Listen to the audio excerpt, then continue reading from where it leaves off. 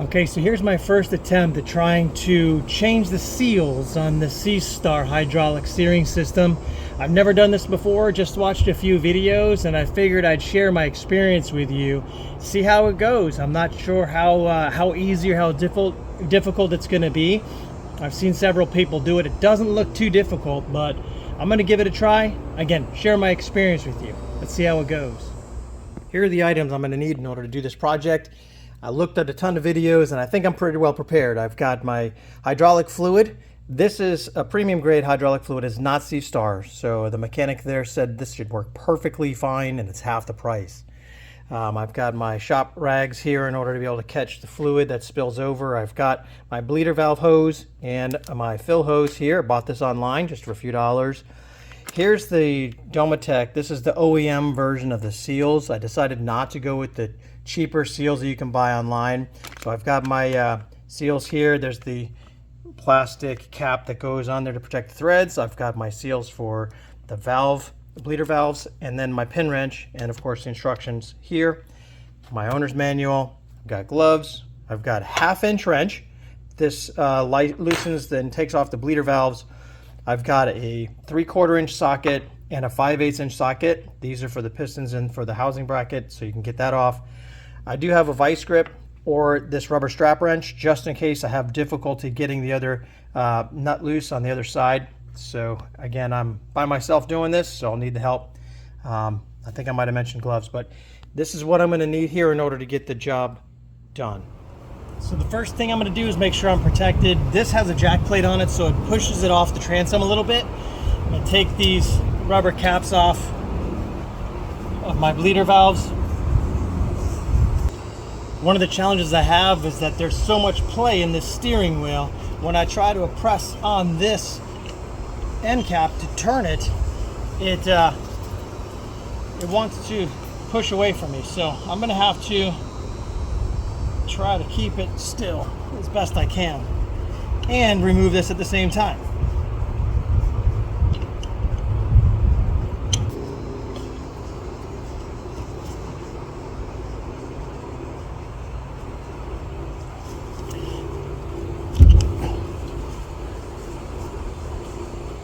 All right, break that loose.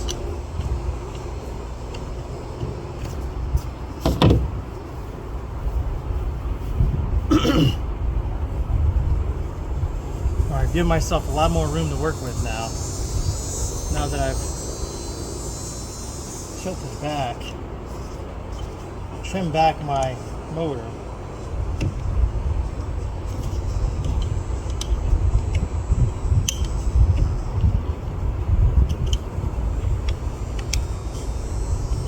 Being very careful not to mess up this piston, scratch it or anything.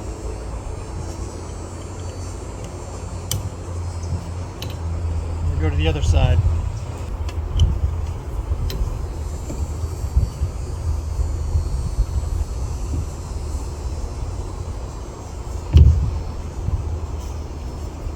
Excellent.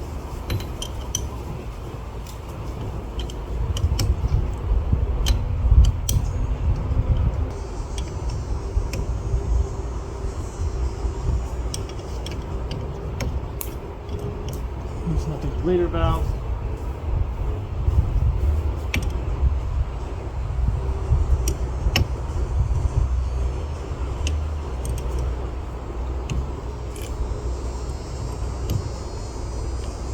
Now I'm going to take some time to loosen up this bracket. Break that free.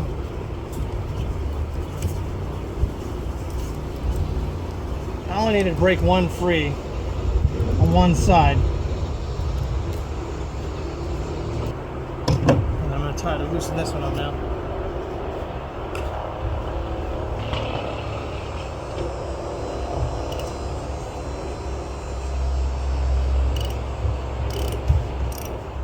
That came free fine. Going on this side. See, the piston is spinning. Tighten this one back up again. See if I can get it to where the piston will be loose on this side.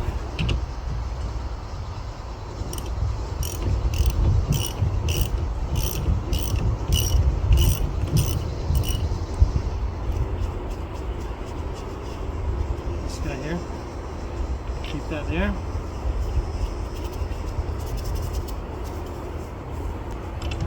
Taking the other nut off. This one is now causing this piston to spin. Let's see if I can just hold it. Cannot just hold it. Oh. Let me try my ratchet strap.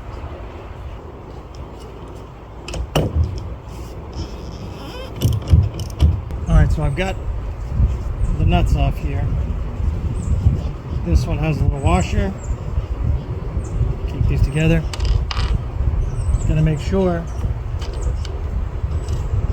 that this one is clean. We'll inspect this in just a moment. I need to take this off the rest of the way also.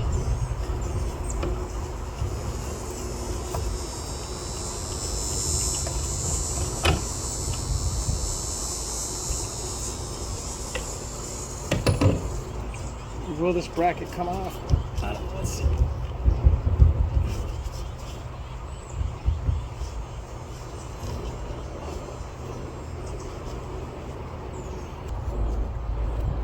So as I thought, I was having a really hard time getting this off.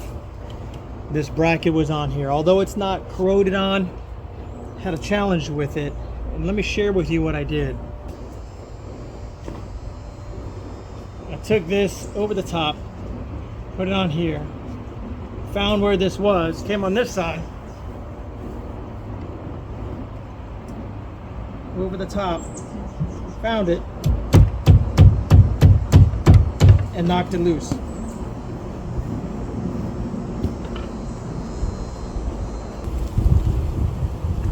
So knocking that way, I was able to get this off. Now I need to clean this up, clean that up, and make sure this is all good.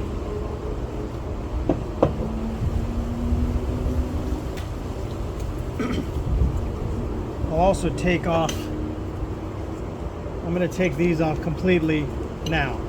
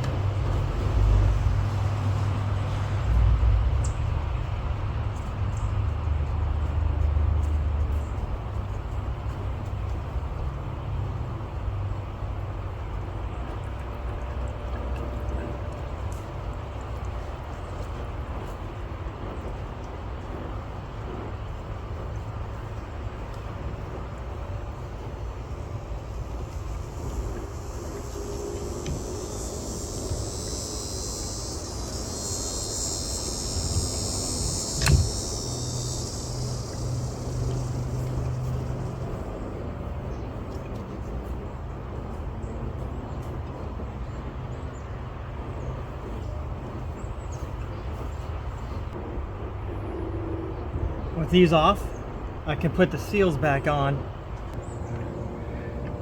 And I will inspect this part to ensure that there's no damage at all.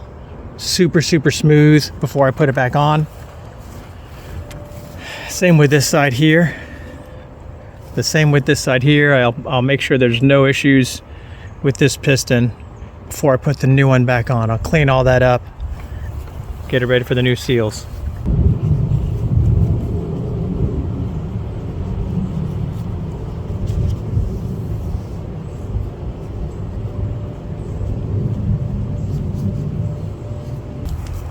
Clean this up. Make sure there's nothing else on here.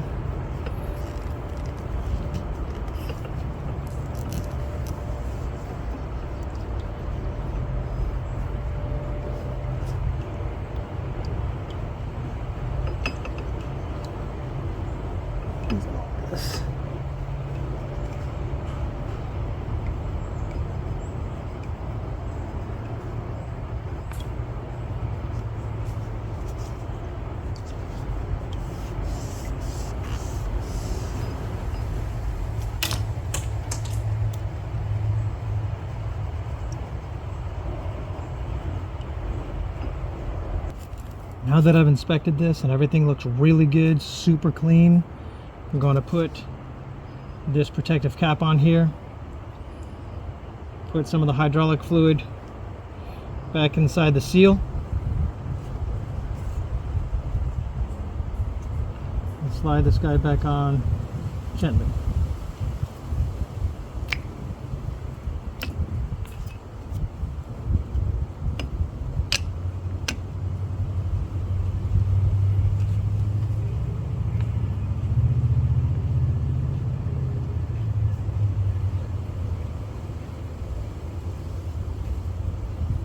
Now I need to tighten it all the way. I do need to push this in so I can get this back on.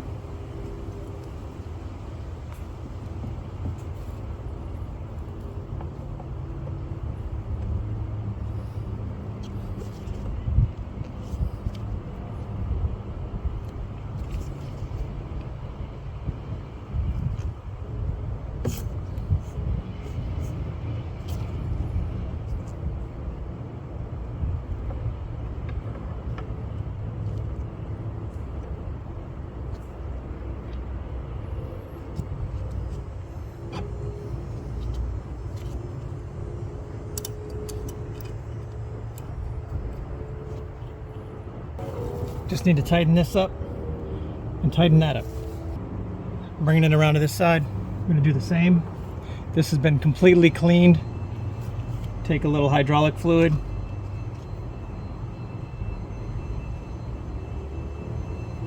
Put it on the seals.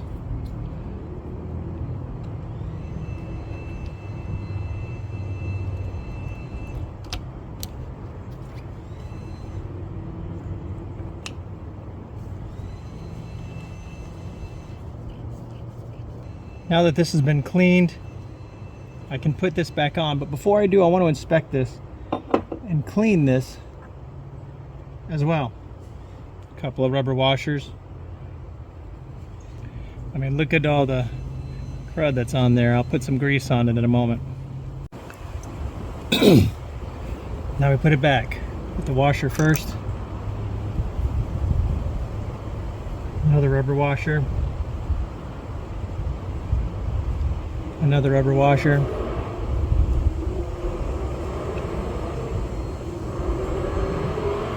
And another rubber washer.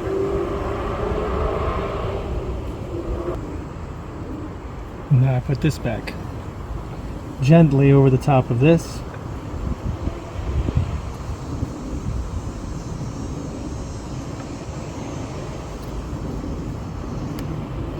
There we are. Put my nut.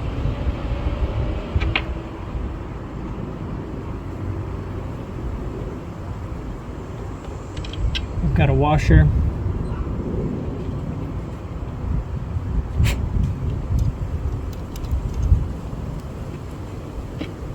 And a nut here.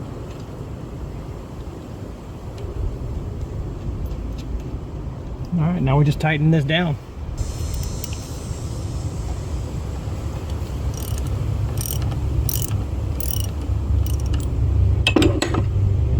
I gotta tighten this. Gotta tighten this too. Again, being very careful not to damage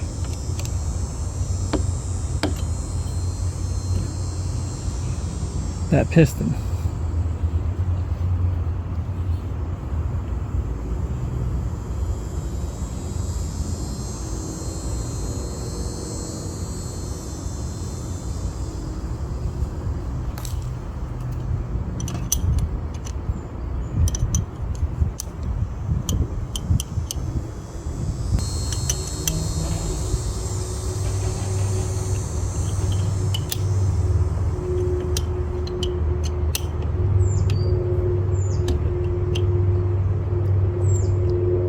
just bit right there. I'm gonna do the other side.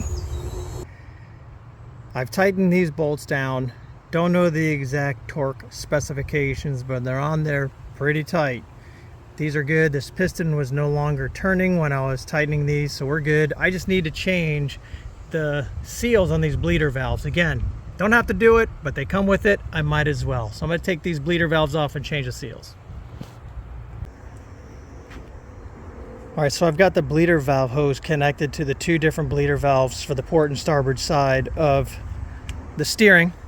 Over here, I've got my hydraulic fluid connected to the fill tube, and that's connected into the hydraulic fill area. You can see it's starting to fill up here. The air is escaping, but it's slowly feeding itself through. I am going to poke a hole in the bottom of the can. We'll see how that goes to allow air to escape and go back in. And then I'll be turning the steering wheel to the port and starboard side to see how well that works. I'll also be looking to see if there's any air and liquid flowing through that bleeder valve. So I don't know, it always just seems like I should just have one of those and bleed out one side and purge all the air first, but we'll see how this goes. All right, so I poked a hole right there. Let's see, obviously the liquid filled in nicely here. Let's see how it goes when I turn this.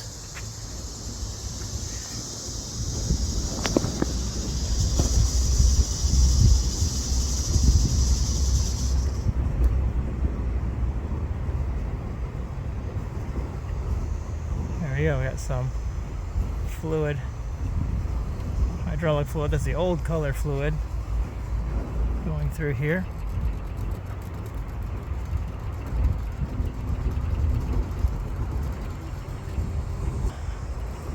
So I don't see any. Let's go back the other way. Let's see what happens here if I can push the air through.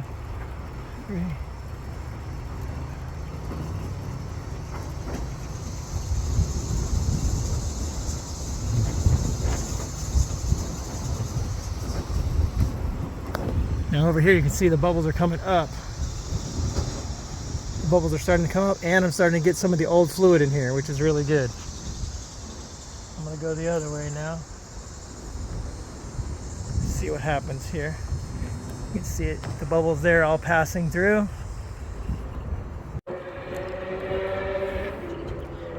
Okay, so now I've taken the bleeder valves off, the line off. I've turned this port and starboard a few times now. It's turning well. I'm going to check the play in just a minute, see if there's a bunch of, slack or whatever you want to call that in there. Every once in a while, as I turn this, if I let it sit, there'll be a bubble that'll pass up through here. So I'm going to let it sit on the other side. Actually, I didn't let it sit. There we go. See, there's another one that just went up. So I will turn it to try to evacuate that last bubble. Let it sit here for just a minute. There might be a bubble or two that'll come up through the line and make its way up. Then I know I'm full, completely full of hydraulic fluid. So this video is also about learning, right? Mistakes and good things, but I will say when I took that hose off of this fill area here, there was still a good, couple of tablespoons of hydraulic fluid in there, and I had to unscrew that piece. And when I did, I was trying to quickly catch it, but it all just poured straight out, and it went down inside here, which of course goes into this helm area here and poured all down and went all straight down on top of my battery. But again, thankfully it was only a couple of tablespoons. I did clean it up. So if you want, you may wish to either tuck something in here on the underside of this, here, in order to be able to capture any of that extra that drips down, but not sure how you're supposed to stop that from happening. But that was a little bit of a challenge. Quick tip, when you poke the hole in the container of your hydraulic fluid, poke the hole in the bottom on the same side as the cap, so that when you store it, you can store it like this, There's no liquid trying to get out of that hole, and there's no liquid trying to get out of this cap end either. So you can use it all over again when you need to do it again, or you just need to fill your hydraulic steering fluid. All right, well, there you have it. That's the replacement of the seals or end seals, cap seals, whatever you want to call them, on the SeaStar hydraulic system. It wasn't that difficult. I would highly recommend, if you've got a leak, to tackle this project yourself. Not too bad. So as always, please feel free to leave any comments or suggestions down below. Subscribe, hit the like button, that's always nice. And by the way, before I let you go, I highly recommend you tuning into my friend's channel, Campin' Cast. He's got a lot of great fishing content on there. It's very entertaining to watch. Take a look at his channel and tell me what you think. Thanks everybody, appreciate you watching.